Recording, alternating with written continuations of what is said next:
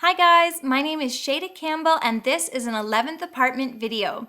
As someone who loves arts and crafts, I also tend towards artful baking projects and candy making, and today I'm going to be showing you how to prepare candied flowers. It's the perfect time of year for this project because all those wonderful edible flowers and plants are in season right now. And preserving them in sugar will help you keep a little part of your garden in your cupboard all year round. And they just turn into the perfect little confection. They're absolutely wonderful for topping off tea cakes or cookies. And last year I even topped my birthday cake with the flowers of an entire summer, and it was so pretty. You don't need a lot of special supplies for this project, so let's just get started. First things first, you'll begin by collecting some edible pesticide-free flowers and plants. I'll give you a short list of the ones that I often use, including mint, lavender, pansies, lilacs, nasturtiums, and roses. When you're out looking though, do be careful. Make sure you do your research and find plants that are in fact edible, and try to get ones that are pesticide-free.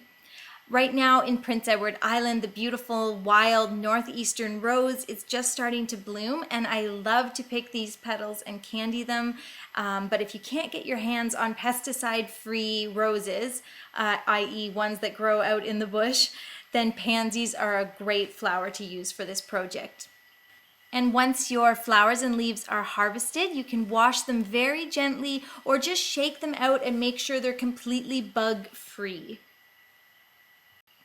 Okay, let's move on to the rest of the supply list. So once you have your flowers, you'll also need 1 egg white, some vodka, but if you don't want to use vodka, you can also use water, but vodka is great because it evaporates. You'll need fine white sugar, a small paintbrush, and a drying rack or parchment paper. All right, we've got our supplies. Now let's get started. So you're going to begin by taking that egg white and mixing it up with just a little bit of vodka, so about a spoonful of vodka. And if you don't want to use the vodka, as I said, you can use water, but the reason I like the vodka is that it evaporates and that helps the flour to dry out.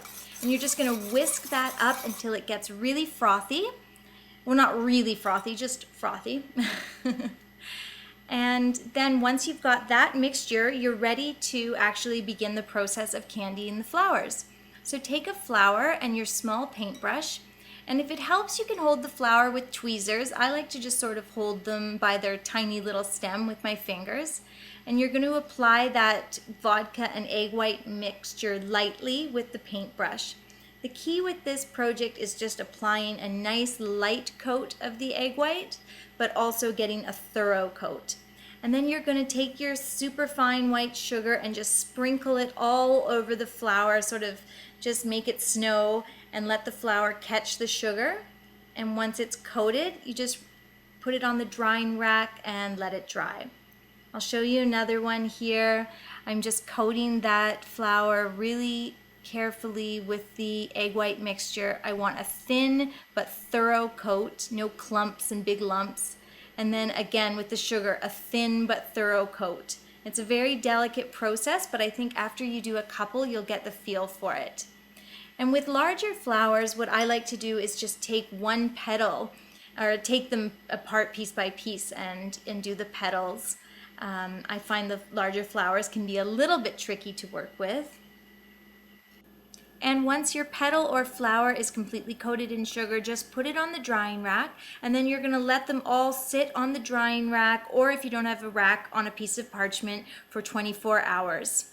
And after that time, I think you'll find that you have these beautiful crystal little candied flowers, and you can put them in a Tupperware container and store them in the fridge for a couple months. And that's really all there is to it.